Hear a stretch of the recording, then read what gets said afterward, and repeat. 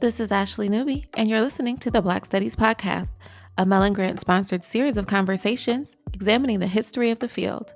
Our conversations engage with a wide range of activists and scholars, senior figures in the field, late doctoral students, cultural workers, political organizers, and everyone in between in order to explore the cultural and political meaning of Black studies as an area of inquiry and its critical methods.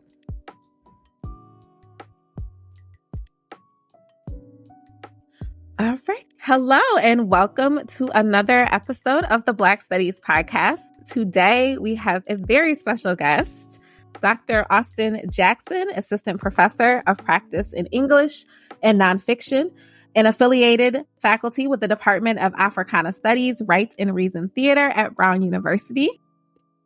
Dr. Jackson is also the entire reason why I went into Black Studies. So I'm very excited to be able to interview him today and talk to him a little bit about his experiences in the field and his commitment to the field itself. So, hi, Austin. Hi, Ashley. I'm so happy to be here. Thank you for inviting me. No problem at all. So, I know that, so I took your first year writing course, my first year at Michigan State University, and that was one of the most influential courses I have ever taken still to date. You really introduced Black studies in that context. At the time, I know you were getting your PhD in Black studies. So what drew you to the field? Yeah, that's, well, first of all, let me just say that I'm extremely proud of you. Congratulations on your Mellon grant. This is a wonderful project. And I am just so eminently proud of the work that you do. It's just absolutely amazing. Both you and your Thank you. Phenomenal sister. I hope I can mention her name as well. Give her a shout out. You know, Jessica Newby, who's a PhD student of history at Johns Hopkins University. But what brought me into the field? I guess I don't want to sound too lofty, but I guess I have to kind of talk a little bit more about my background outside of college, because I don't have any stake in defining Black studies as a discipline or a field that to me, it transcends the limited confines of academia for me personally. But yeah, so I was born in 1972 in the backdrop of the Black Power and Civil Rights movements. I grew up with parents who weren't really like traditional activists, but were kind of adjacent to like the Black Panthers, various Black nationalist movements where I grew up in New York, always throwing like rent parties, trying to find ways to help other Black people in the community. And even though like my mother, my stepfather never really, sat me down and said, well, this is what Black literature is. This is what Black studies is. There was always like Black literature, Soul on Ice, Malcolm X, it was just sort of like this ambient awareness about the importance and centrality about not just Black people in general, but especially about our music, our language, and our culture. My stepfather was is a jazz musician. So I grew up, soul, funk, jazz. And then, of course, since I was born in 72, I identified really strongly with the emerging hip hop movement, that emerged in the late 70s. So all of this kind of like helped shape my Black consciousness from a very early age. So it's kind of, so Black studies for me began as more of a mood, a kind of ambient awareness of the importance of understanding our history and being proud of it, both before and after slavery. In my formative years, growing up in the 1980s during what I guess I'll call the crisis years of the Reagan era, the economic recession, the crack cocaine epidemic, that turned my little city in upstate New York, small city called Utica, New York, it kind of turned it into like a war zone. And then you combine that with the government's inadequate response to the AIDS epidemic at the time, like things were just really bad. And, I felt like as a kid, around 14 or 15 years old, that I kept hearing about the how things have changed, so much for Black people, but I really didn't see it. I experienced something completely different, in American society during that time period, with my own body, the violence, the crack cocaine epidemic claimed both of my parents, so I grew up in crack houses from about 1985 until I graduated high school in 1990. So for me, the study of Black people isn't theoretical. And that's the reason why I said that. For me, it doesn't start with, these pitched battles over, defining Black studies. Is it this or is that? And is it Afrocentric? Is it, I don't have any stake in that fight whatsoever. But for me, one of the major impact, as you know, because I talked about this in class and also in my dissertation, that one of the responses to those conditions that I just mentioned was the emergence of this sort of neo-Black nationalist movement within hip hop culture. And that served as my intervention. So instead of like dealing drugs and, doing things that were, basically killing young Black boys at that time, I immersed myself in that Black consciousness that emerged in hip hop, whether it be Eric B. and Rakim. Believe it or not, you can laugh at this, Ashley, but I used to be a dancer inside of a hip hop group. Okay. I didn't know that. Yes, absolutely. So, but yeah, that was my, like for many of us, it's hip hop literally like saved our lives, but I wasn't really that much into school, really. I mean, I got decent grades and I got accepted to some colleges in upstate New York, like Syracuse and, and Cornell, but I didn't have much self-confidence because it was hard to study and really immerse myself in academics when, you're living in a crack house and I was raising like my 3 siblings, because my parents simply weren't there, and just dealing with homelessness and, just instability. So I joined the military to get out. And during that time period, I had a chance to reflect on what it is I really want to do. And I thought about the fact that I used my writing during high school. Like I was like a high school journalist for the school newspaper, writing about racial issues at the time. One of my articles was about Yusuf Hawkins, who was killed by a racist mob, in New York City, and talking about the racial situation in my city that was mostly Italian at the time, and racial strife, caused by tension between Italians and Blacks, and it gave me an outlet for not just talking or speaking, but the act of writing gave me a chance to reflect and really think deeply about, my situation in my community. So when I was in the military, I just got this idea of maybe I should be a high school English teacher. Maybe I can take some of the stuff I learned from like rap and hip hop and things that served as interventions for me, and I could make a difference in the lives of kids like me that grew up like me. But then in 1996, when I was an undergraduate, I went to Norfolk State University, HBCU in Norfolk, Virginia. The so-called Ebonics controversy broke out, around like the late 1996, 1997. And I just happened to be visiting someone in California at the time. I was in Orange County, and I didn't know anything about Black English. So I'm like, what is this? And just in a weird, like, kind of coincidence, the very next semester, I was enrolled in a class with this phenomenal teacher named Ronnie Hopkins. He was a former student of Geneva Smitherman, our mutual professor at Michigan State University. And he was teaching a class called Black English and Linguistic Universals. And I was taking that class as the so-called Ebonics. I say so-called controversy because there's nothing controversial about the Ebonics thing. It just made sense. It's a lot of people who had a lot of misunderstandings and intentional ignorance and racism that made it a controversy. But that essentially was like a game changer for me. Like, whoa, you're telling me that all this time that Black people have their own language, a mixture of like West African, Niger Congo dialects mixed in with English. And that's the reason why Black people sound differently, that the way that Black people talk is not quote unquote broken grammar, but that we have a language that's connected to a history before slavery. That blew my mind. So by taking that class, I was immersed in literature about how, we needed to teach teachers about this stuff. I learned about the famous Ann Arbor case, Black English Ann Arbor case that Dr. Smitherman was involved in. And reading her talking and testifying as an undergraduate, reading a text written in Black language I just can't put into words like what that did to me. It's like, yeah, it just totally blew my mind. And I said, I have to be involved in this fight in some way.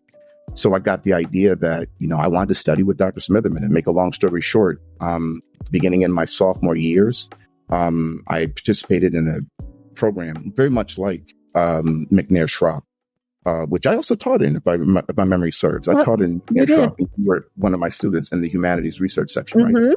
Man, we've been hanging tough for a while, Ashley. It's been a while. Man, that is so beautiful. But yeah, I spent my summers doing research with Dr. Smitherman and Dr. Denise Troutman, another linguist at Michigan State. And I ended up doing my an award-winning thesis when I was an undergraduate on this subject.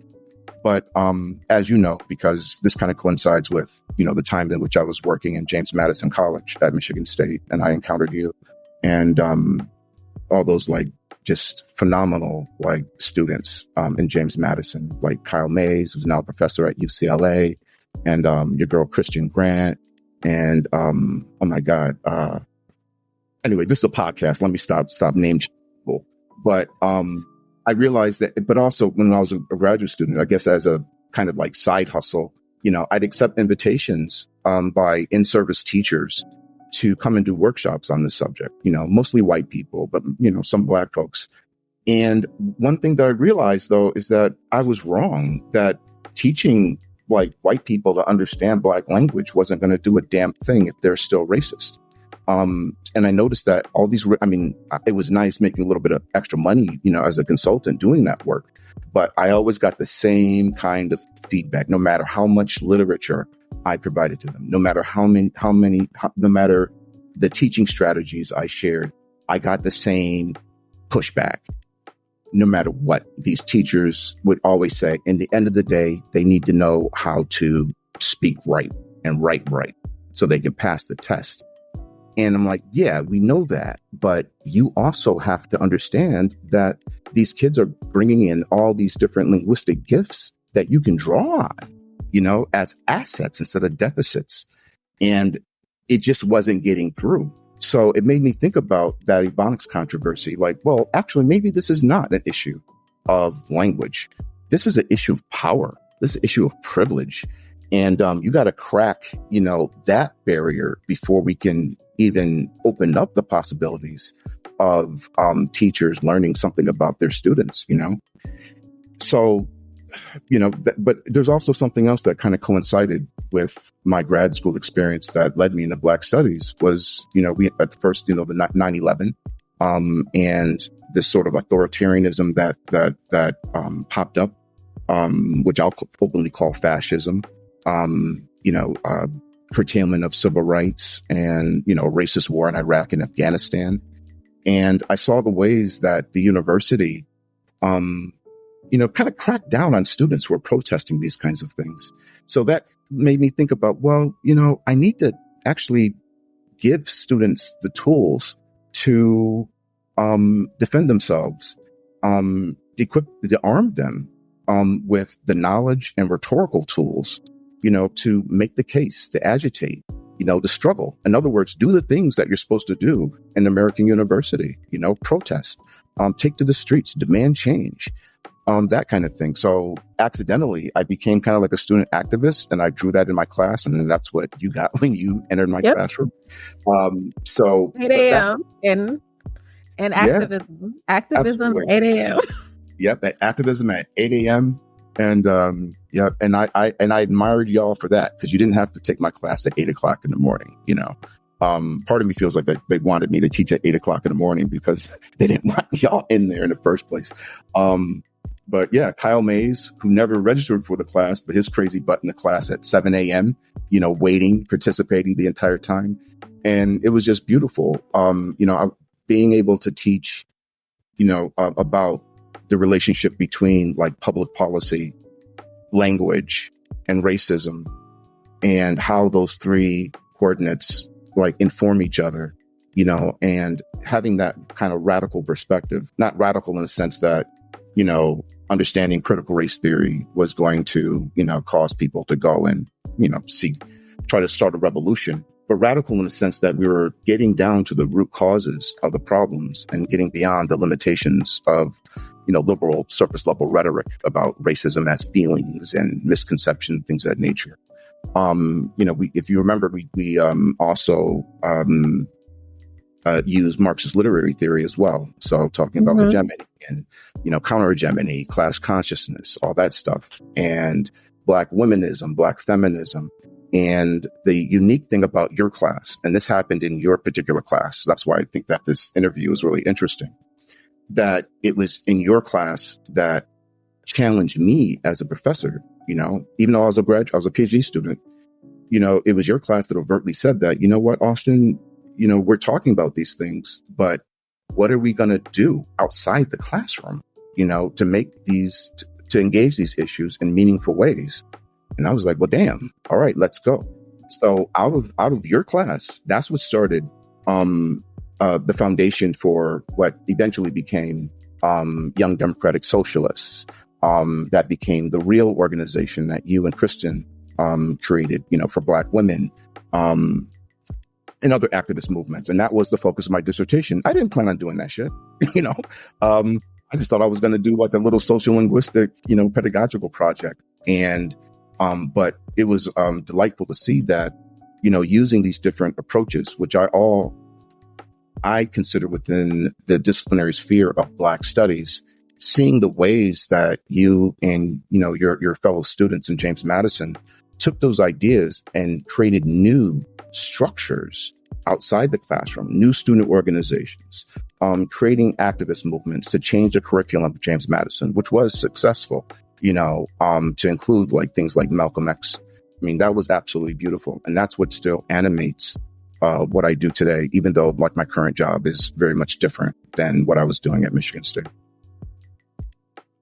James Madison was a very interesting space. And I think that I appreciate my time there, right? I met you, I met some of my very best friends to this day. But I do think that like the juxtaposition between like your class and every other class we were taking, with the exception of like Dr. Stokes' class, was so stark that it was like there has to be something else, because that was rough. There were definitely, that was a very particular space at that time. I'll just say that. What was rough about it, if you don't mind me asking? I know you're doing the interview, but I'm just curious. There were so many microaggressions, and there was so much just flippant. Like, we're reading the Federalist Papers, and we're reading the Constitution, and we're reading all of these, and Prince's Machiavelli, and we're reading all of these things that like are supposed to be these really important, influential works. But most of the classes are not critiquing them in the ways that they should. And they're not pushing back against the hypocrisy of not just the mythology around our founding fathers, but the hypocrisy that was embedded in their formation of this country. Mm-hmm. Absolutely. And the idea that, this was a different time was something that was very common, right? Well, it was a different time. So yes, we understand that they were wrong, but like in that time, this was how people operated, or in that time, this was how people thought, and this was considered to be appropriate. Okay. And we know that that is wrong. So why are we still talking about it in 2005? Like they talked about it in 1850. Like, excuse me? So and there were definitely, because of the type of students who tended to go to James Madison, Michigan State University is a PWI. James Madison is probably, whiter than some of the other spaces on campus. Definitely. And then we're living there. Like, it's a living learning situation. So it's not just taking classes with people who don't necessarily recognize your humanity. It's having to live with them as well. And there were just some very tense and difficult situations in between those two conjunctions. Absolutely. Yeah. I don't know if it's appropriate to get into it on the podcast, but remember that activism also translated into like direct action and confrontation, to the point where some of our students, myself included, even though I was a graduate student, actually put ourselves on the line. But I won't ramble on about that. We can do a whole other podcast about that. Definitely James Madison had a certain investment in a master narrative about the state, the purpose of the state, not just the United States, but in general. When I started understanding what students were doing beyond James Madison, many of them were going into the State Department, USAID. Many of them, and we had like cookies with the CIA that was there recruiting and stuff like that, whatever. So I certainly understand, why, and also going to law school and stuff like that. But I guess to James Madison's credit, despite, its limitations and its racism, and I say that openly, publicly, that it was in fact overtly racist in many ways. I still give it credit for being a home for Dr. Curtis Stokes, who actually, kind of getting to like another question that you asked a few minutes ago, like how I entered Black Studies, like the actual academic discipline of Black Studies. I have to give credit to Dr. Stokes and Geneva Smitherman. Again, just these really interesting kismet moments of coincidence or fate or whatever. That I was in English. I was actually happy in English. I was in a PhD program, and it's no longer goes by this name, but the Critical Studies and Teaching of English. And it was the closest thing that I could study that was overtly radical, like a Marxist approach to language studies and pedagogy. So Paulo Freire and all that stuff, transformative education. So I actually loved it. I was having a really great time in that PhD program. My second year of the PhD program in English, I became a research assistant for Curtis Stokes as he and, our inner circle of elders at Michigan State was forming what became African Studies program and now a department at Michigan State. And that's when I started to learn about not just Black studies as Black content, Black ideas, but as an academic discipline, because I had to do a lot of the, research about other PhD programs that existed at the time. There weren't too many. And long story short, I was like, wow, okay, here's a discipline that was founded by students, by student demand, protesting for radical change. And that excited the hell out of me. I'm like, wow, I didn't know that, And, even though other disciplines like Chicano studies, for example, Michigan State has a wonderful Chicano studies program. My boy, Todd Morales, another like radical graduate student activist, got his ass kicked out of Michigan State several times for it. But he's doing well right now. I think he's teaching in New Mexico right now. But that history excited me. That after the assassination of King and Malcolm, and for the first time in American history, the floodgates were beginning. The barriers. I don't want to say floodgates, but the barriers to Black kids entering white colleges and demanding that our history and our culture be taught. That was absolutely incredible to me. So I'm like, well, I'm in English. I'm having a good time there. The one thing that bothered me with some white professors, not all, but some white professors, no matter how good my work was, they always would ask the same question. And I know that you probably encountered this as well. How does this relate to wider concerns? And what they meant, that was a euphemism for whiter concerns. How does your work relate to white people? And frankly, I just got sick of having to justify that, having to answer that. It wasn't like anyone was holding me back, because I wouldn't answer the question because I thought it was irrelevant.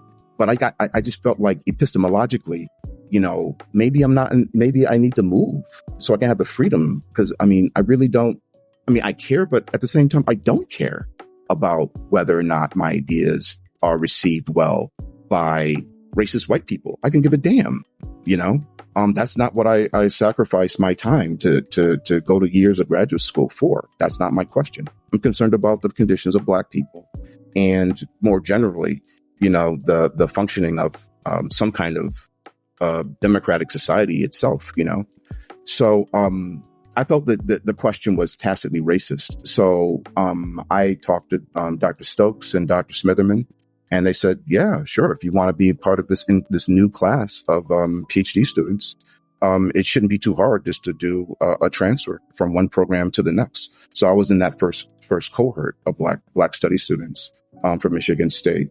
The first graduate was our good friend, retired principal of the Malcolm X Academy, Dr. Jeff Robinson. Love you, Dr. Jeff. If you ever listen to this, call me. So yeah, he had the distinction of being the very first graduate. I was the second person to defend the PhD in that program, and it's just been like just a wonderful journey, since. Thank you. Some of that information I knew, some of it I did not know, but it definitely makes sense. Like, I didn't know about that you transferred. I didn't know that you were the second graduate and that Dr. Robinson was the first. And luckily, I was blessed to be able to learn from both of you because he taught my cohort some of our classes as well. Mm-hmm. So being in Black Studies, but now being like also in English and starting in English and then moving to Black Studies more formally, how do you situate yourself in relationship to disciplines outside of Black Studies? Yeah, you asked some tough questions, girl. I taught you well, but damn, I know it's going to boomerang back at me. Well, just as much as I do that, when you look at the literature in Black Studies, that there's been so much written about like, what is Black Studies? Is it a discipline? Is it a field? And as I said earlier, I guess the easiest way for me to answer that question for me personally is to kind of like draw on like the transformative paradigm of Black Studies. People like the late, great Manning Marable and Perry Hall and Abdul El-Kalamat that value Black Studies as more of like an interdisciplinary matrix of like traditional academic approaches on the subject matter combined with more radical methodologies invented by Black people for the study of Black people. So my definition of Black Studies, I have to kind of start there in terms of positionality because I need to actually define what Black Studies means to me. And in a nutshell, mm-hmm. That's what it really is. I take the position that like it's obvious, but I think it gets lost in the pressures of publishing and Black Studies constantly trying to justify its own existence. We get so wrapped up in that, which is necessary, to make sure that we have Black Studies departments and Black Studies programs. But basically, the conditions facing Black people are various and complex. So our approaches, our disciplinary approaches, have to be various and complex as well. When you look at every level of society right now, whether it's like social, education, politics, the economy, even like our health, our bodies, our emotional state, all this stuff is being like jacked up because of the ongoing scourge of like structural racism, which is only intensified ever since the election of Donald Trump. And, the attacks on things that I taught to you in in undergraduate, mm-hmm. like critical race theory, bans. I just read yesterday, there's another ban on critical race theory, somewhere, in some school district in the South. It's ridiculous. So, I guess, I don't know. Maybe I'm just kind of straying away from your question a little bit, but I think that we need an elastic, really flexible definition of Black studies. And mine is that, kind of simply put, that Black studies is valuable to the extent that it's useful for giving insight into the Black condition and transforming it in actual, real, tangible, material ways. So, so I guess I kind of start there. So that's, if I had to say my positionality, I mean, that's the foundation for everything that I've done, before and after, I had you as a student in my class. Right now, officially, I'm a assistant professor of the practice of nonfiction writing. At the same time, I also teach courses in the prison notebooks. This fall semester, my classes will be engaging a recent exhibition of Mumia Abu-Jamal to explore the carceral experiences of men and women in this country, people of color. And hopefully we're going to actually engage Mumia and other prisoners and looking at their writing and looking at the ways that they advocate for themselves. Because I don't think that we really value these organic intellectuals like Mumia as we should, So I do that. When I was at Michigan State University, you participated in this. Damn, you and I have been hanging tough, Ashley. The My Brothers and Sisters Keeper program in Detroit, I helped administer that program and led that for 20 years as a graduate student, and then later on as a faculty member at Michigan State. You remember there that the paradigm that we used mostly was Afrocentrism, Yeah. So when you look at the Black studies literature and all these pitched debates about difference between Afrocentrism and assimilationism and integrationism, Black cultural nationalism, I think that we have to value all these different paradigms depending on purpose and utility, So for Black kids in Detroit, when we're trying to increase their knowledge of self and booster their self-esteem as young Black people, growing up, some of them in some pretty tough circumstances, then we draw on Afrocentrism. If I'm teaching in James Madison College, which is you're very humble, Ashley, a very nationally noted school for public policy for undergraduates, then I'm going to be using critical race theory, and other forms of critical social theory like Marxism to give students that analysis, so they don't read Tocqueville and the Federalist Papers without considering the anti-Federalist Papers. I'm not sure if you were in the class when I took those books. I shouldn't be saying this publicly. Well, they can't do anything. They don't pay me anymore. Where I brought in all these canonical texts, including Tocqueville. And I basically jumped in the air and I started kicking them across the room, saying that in order to demonstrate that we need to value the canon, but that's these canonical readings, that they're not all it. And in many ways, they're really destructive if we don't present, their antithesis, challenges to it. Because even while the Federalist Papers only exist because there were pitched debates, but those debates weren't actually being taught, in James Madison College. So anyway, I'm rambling a little bit as I normally do, but that's how I position myself as a Black studies scholar. That I'll draw on anything. It really just depends on what are my goals and objectives as a professor, as a writer, as a teacher, as a social activist, and I'll pick the tool that helps me achieve that result. So, and this is not a question that I gave you beforehand, so I apologize for this, but I am very interested, particularly right now and in the role that I have, one, being able to be in a Black studies department, but also, really having to think critically about curriculum and courses and training and all of those things. And then, having been in places outside of Black studies, predominantly writing and composition, prior to University of Maryland, what do you think about the positioning of disciplines to Black studies in thinking about like the fact that most of the Black Studies departments are not populated with Black Studies PhDs, right? So we have a lot of disciplinary ingratiation, might not be a word, but ingraining into what are Black Studies departments, both out of necessity, but also out of intentional under-resourcing of places.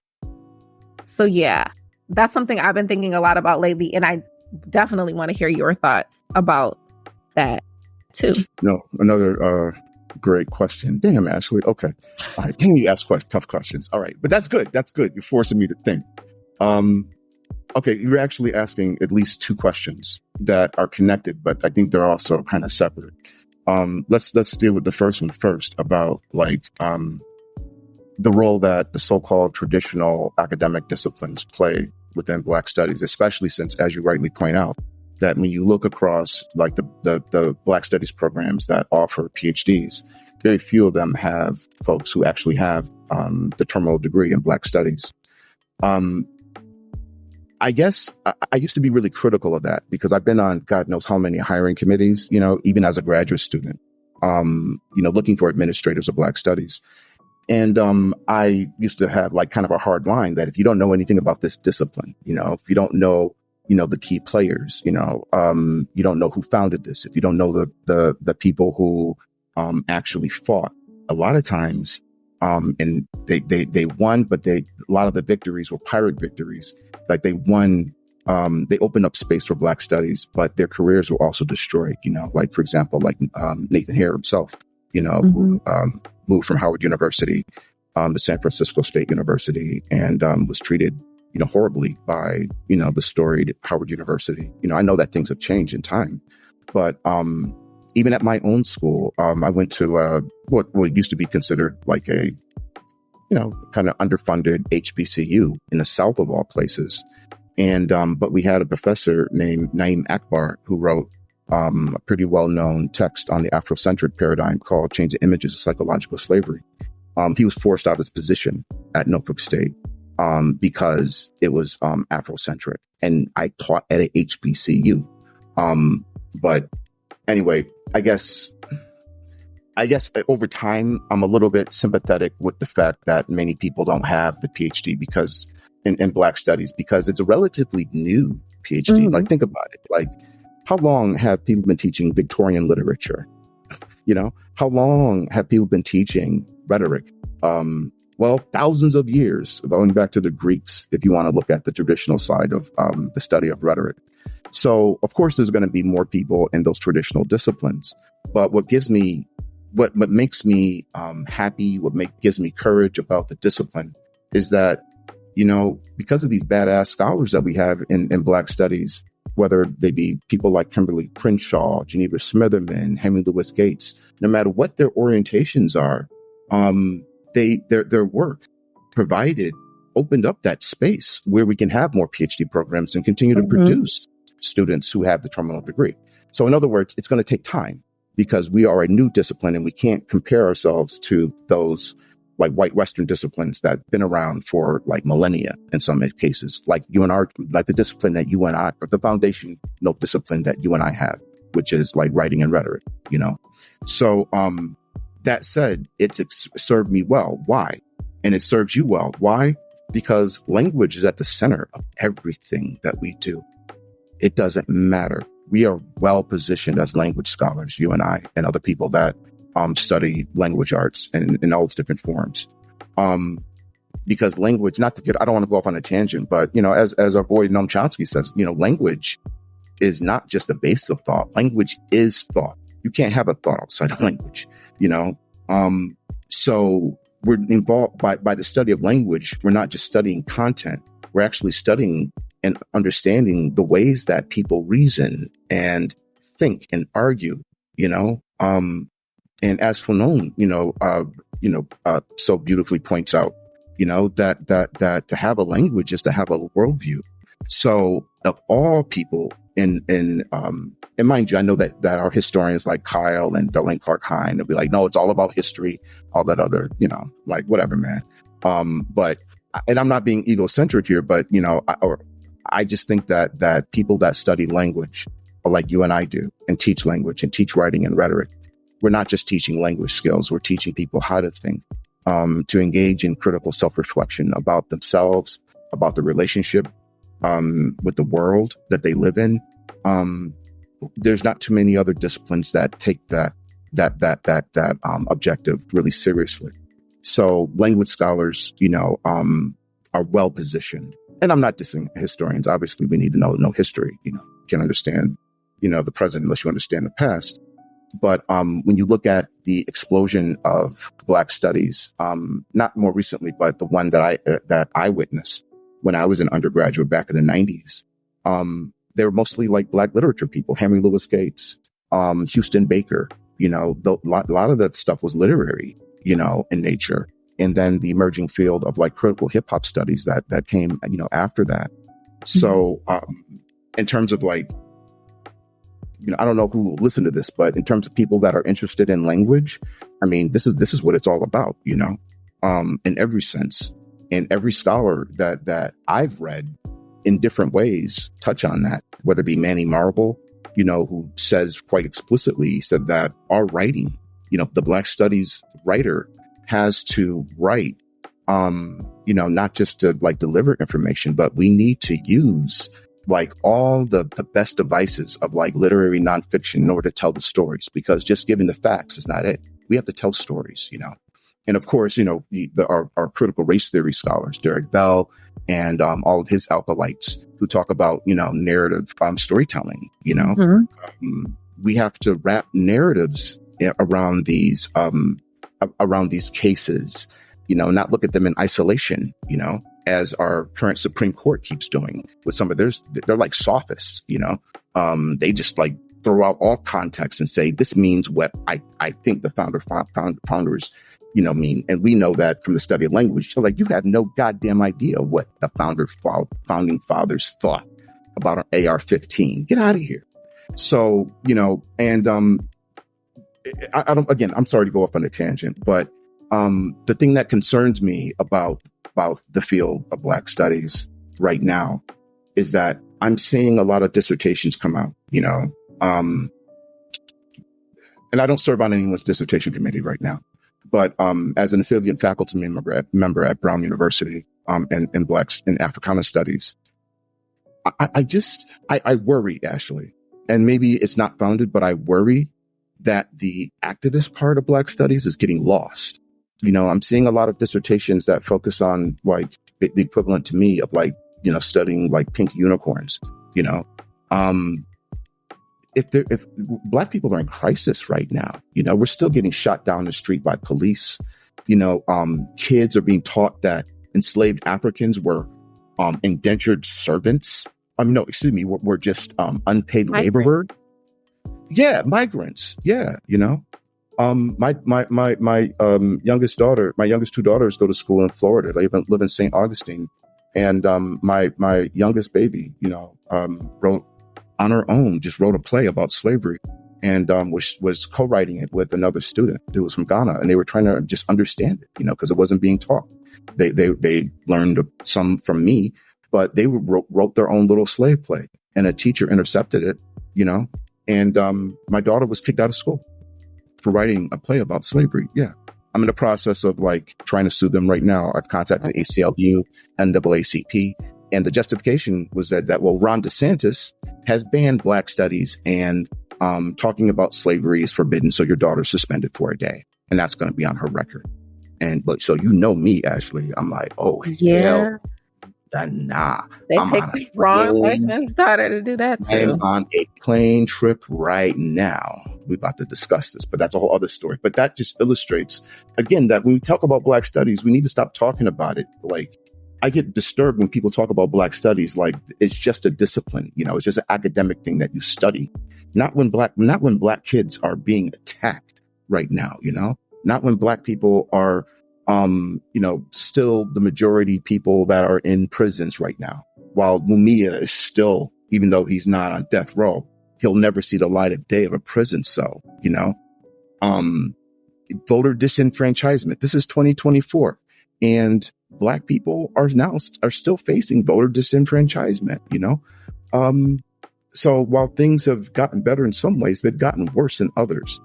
And so for me, it's like, if we're just producing students who are doing PhDs on things they're interested in that has no bearing whatsoever on the material conditions of Black people, then it becomes exploitative. It becomes this thing where they too will enter academia and get great paying jobs. And then they will make their careers, getting paid good money to talk about the Black condition, produce publications, but never be held accountable for doing a goddamn thing about it.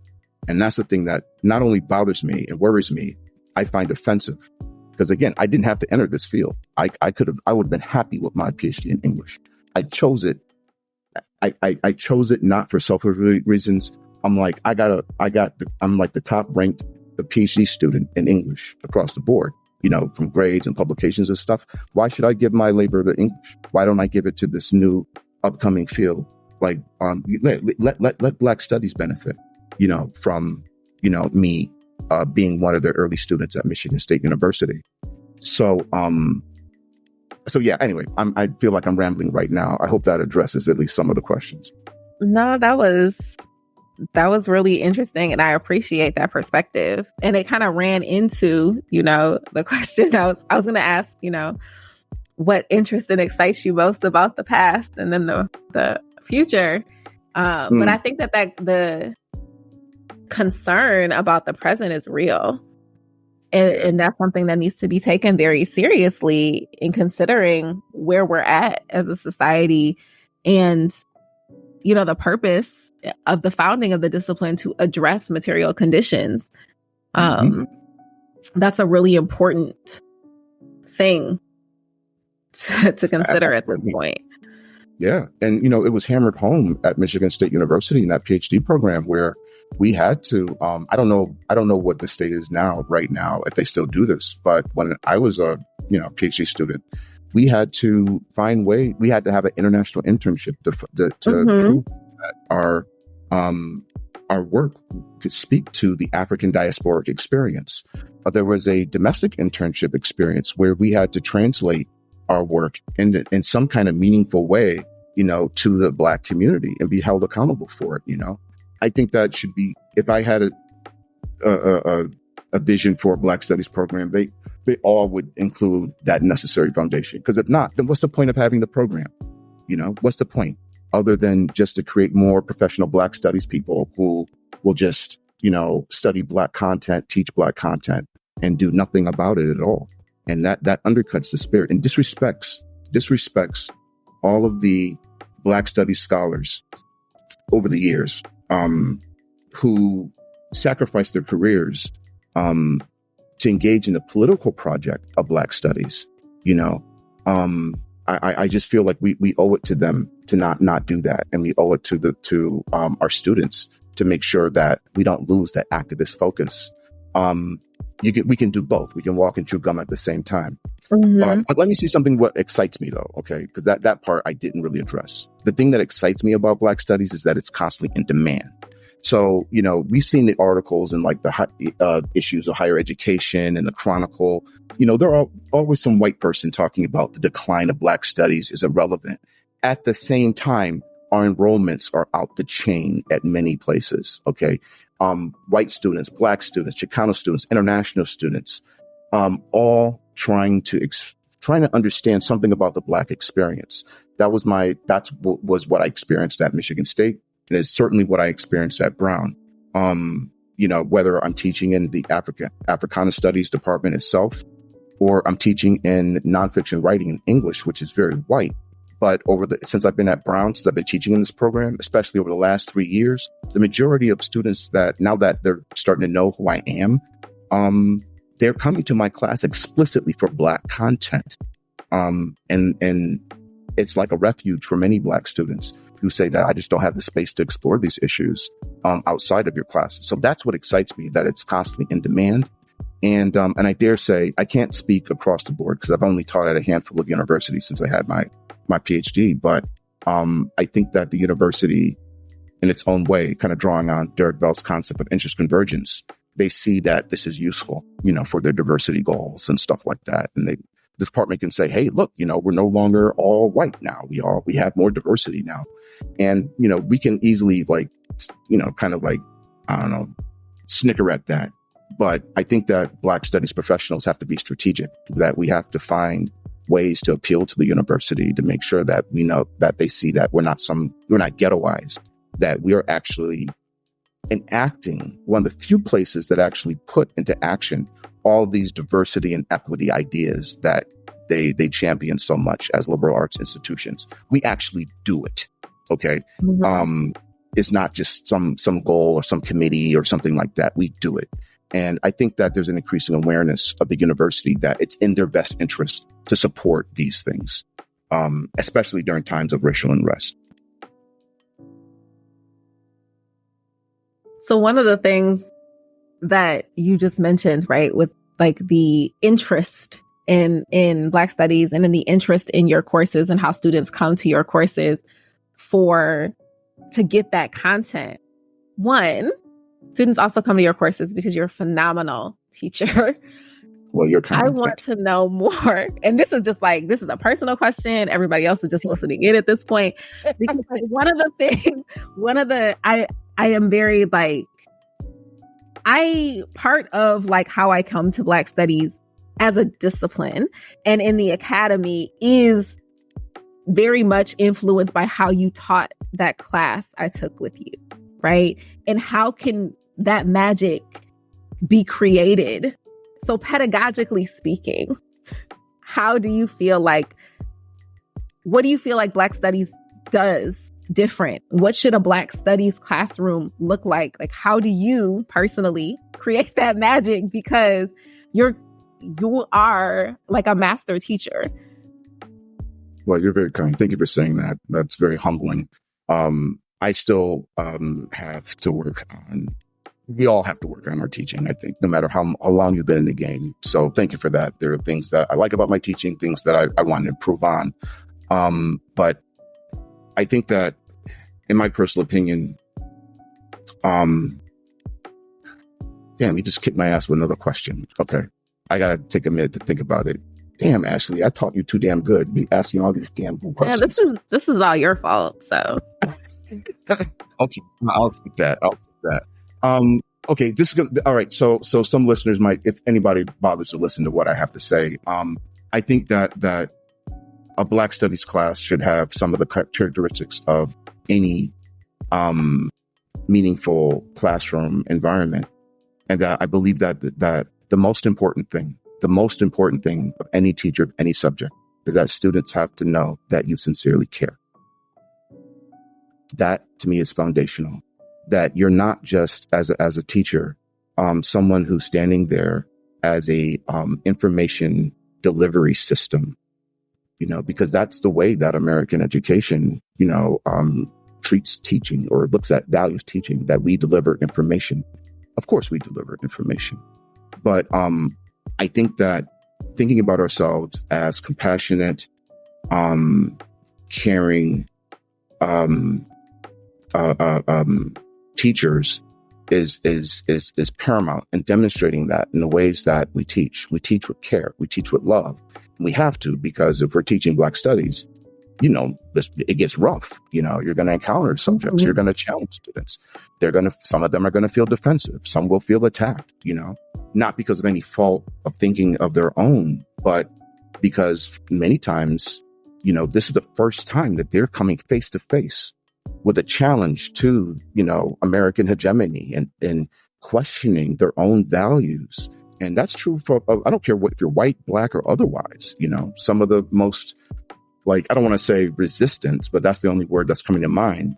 Some of the most challenging students I've had have been Black students who've objected to the idea of Black English, and we can't attack them. We have to, we have to be firm, but we also have to get them to think about, well, why are you offended by that idea? What's so hard to believe when you read the scholarship? What is it that's making you feel uncomfortable? And then opening up space to where they can do their own inspiration, be inspired to do their own self-exploration, and self-reflection. And that's the reason why I believe that writing professionals like yourself are, we have an advantage of doing that because we learn how to do that stuff through our own teaching and through the science of pedagogy. And since language is so connected to our identities, inviting students to think about, these terms that they use. Is that your term? Or is it a term that's been imposed on you, that you've just accepted for granted? Let's break this apart. If you believe in limited government, for example, that's one that a lot of my James Madison students say, I'm a libertarian. I believe in limited government, I said, well, what does that mean? Limited government, like tangibly, what does that mean? Limited, like you don't want any like roads being built? Like what is it that what does that mean?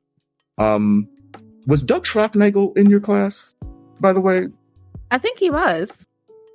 So, Doug and I had, by the way, Doug is doing great. He was in a PhD program in rhetoric, again, following this kind of path, at Michigan State. But, anyway, I don't like to put all this business out there, but he's, believe it or not, he's my Kung Fu teacher. I introduced him to Wing Chun Kung Fu, and, he became enamored with it. And now he teaches Wing Chun Kung Fu in Reno, Nevada right now, and has a very successful practice.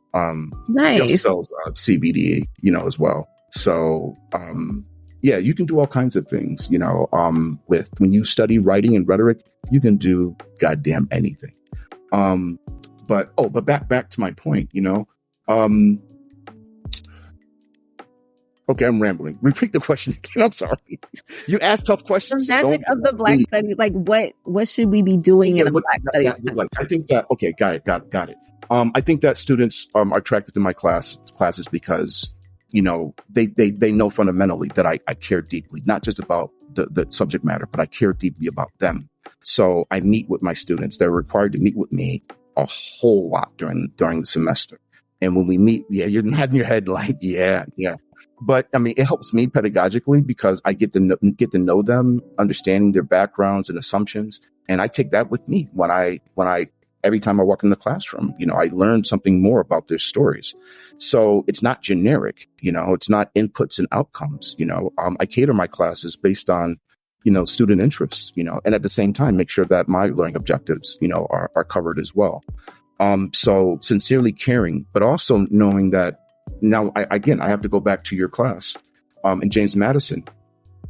Students want to see that you're not just talking the talk. They want to see you walk the walk, And so I think that students, they appreciate the fact that I've taught in prisons. They appreciate my radical activism.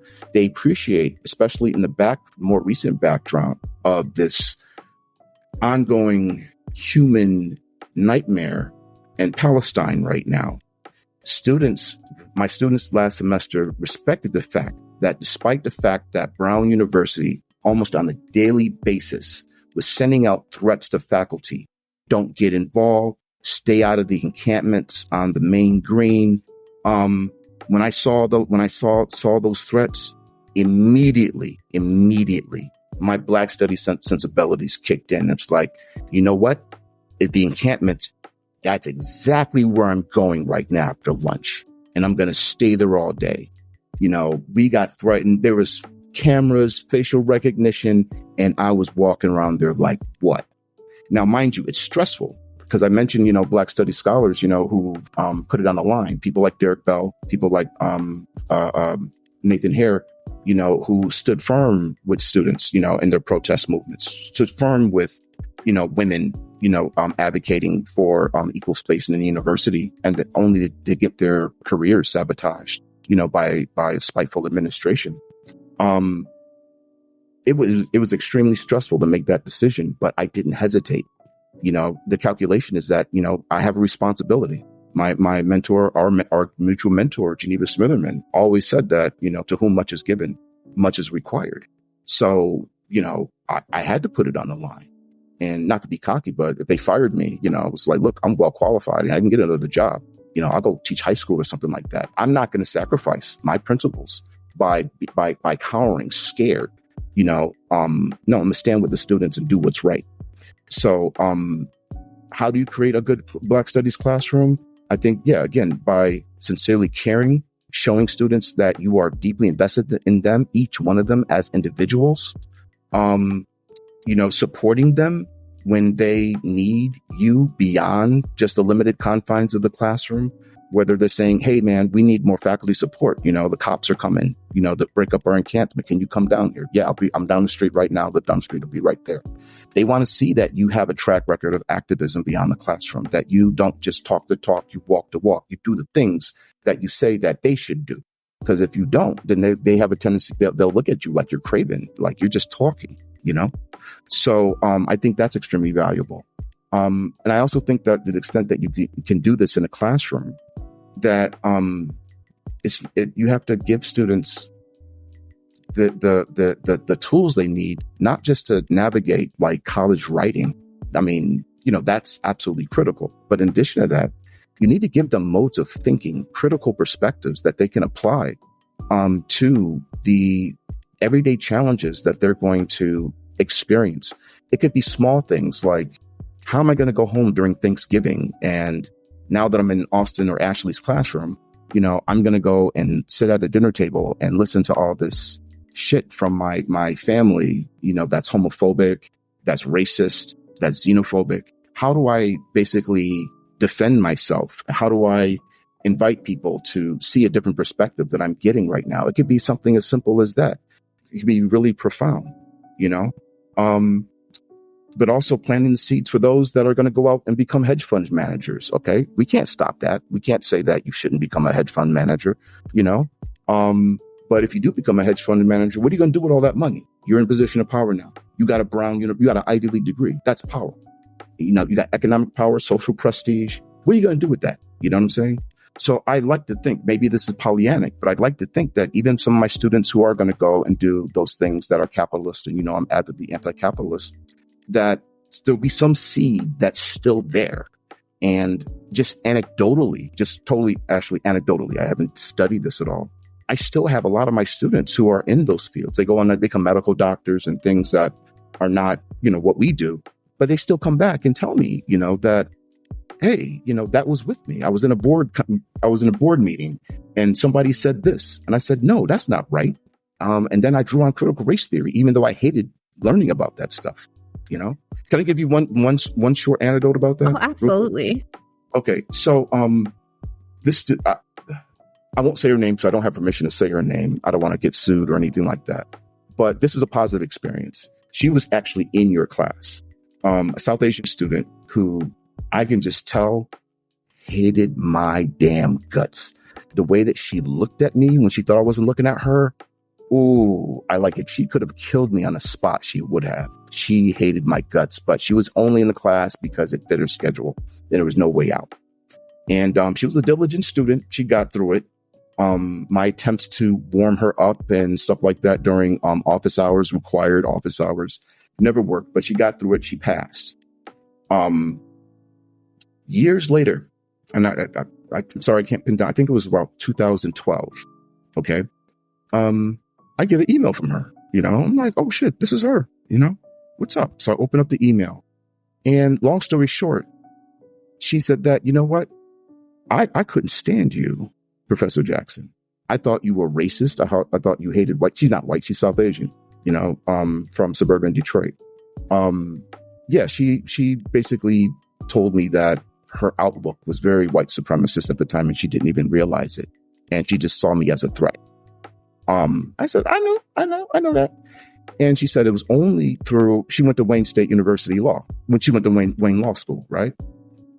She said it was only in my second year of law school of not just taking classes that explored, the relationship between race and the law, how racism informs the law, how the laws inform and serve as the building block of structural racism.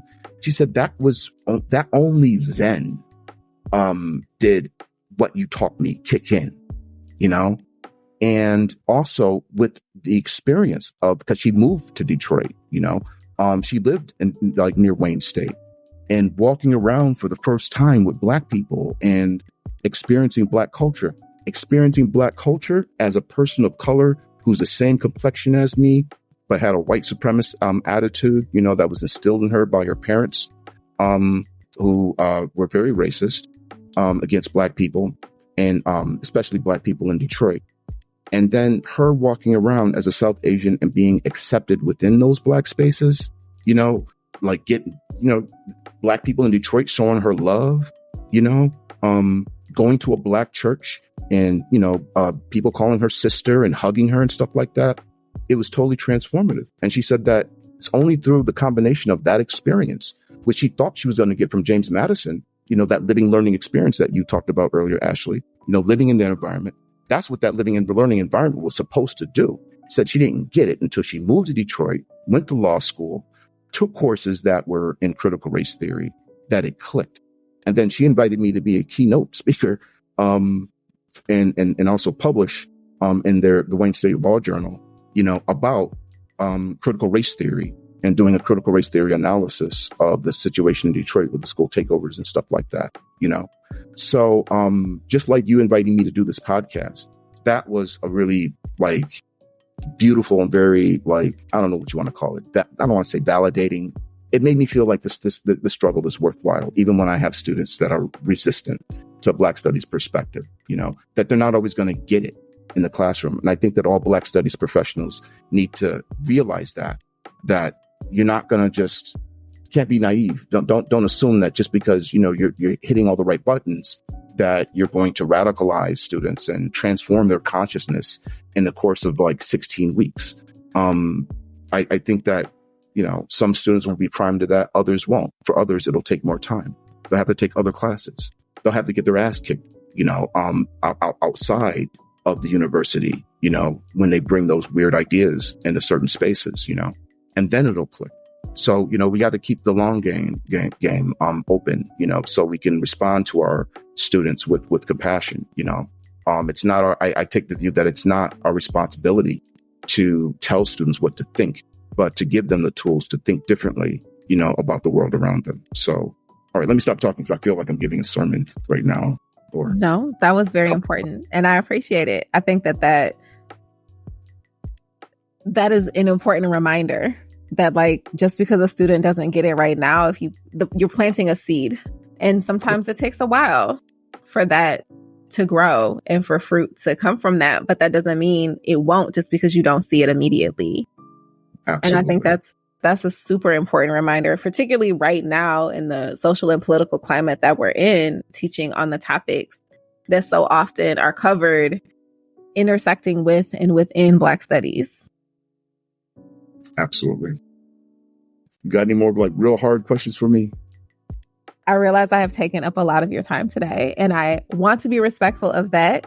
So I want to ask, is there anything else you want to add? Is there any final thoughts that you have about Black studies, where we're at, where we're going, the field as a whole? The last thing I'll say, again, kind of bringing things full circle about Black studies, is that beyond any theory, beyond anything that anybody's written or conference presentation, the reason why I remain optimistic about Black studies is because right now I'm looking at you. That's why. And I'm looking at the work that you're doing. You are the director of undergraduate studies at a major, very respected, prestigious university doing this work. So for me, it's not theoretical. It's not about surveying the literature. It's no, it's I'm looking at Ashley Newby. I'm looking at, hopefully when I come there in October, seeing Jessica Newby, do that work. Also Jasmine, okay, is also doing that work. See, But that's a whole other story. Okay. Because when we talk about Black studies, again, I when I kind of resist and I kind of hedge about talking about disciplines and fields, I'm that's critical, but that's not the only story. Raising a family, instilling these values that are taught in Black studies. Yeah, English don't do that. It don't. And I'm not poo-pooing my field. It's just a matter of fact, it doesn't. That Black studies is a way of life. It's a way of looking at the world. It's not just some limited academic discipline that you use for your own purposes, So, but that's a whole other story, about, your other sister, your other twin, she brings Black studies into fruition in probably the most meaningful way to me, which is the family. Mm-hmm. But anyway, but I'm looking at you and I'm eminently proud of you. And the fact that we have more Black studies professionals produced by, our foundational teacher, Geneva Smitherman, in the work that you're doing, that's the reason why I remain optimistic, because you're doing the work. And so we'll pause here. And also, you don't have to wait till a podcast. You can always call me. My number is the same. You can text me. Love talking with y'all. We actually absolutely. That's definitely going to be happening. Another video call. You can see Lily, all that. So, not just your former professor. I'm I like the feeling of being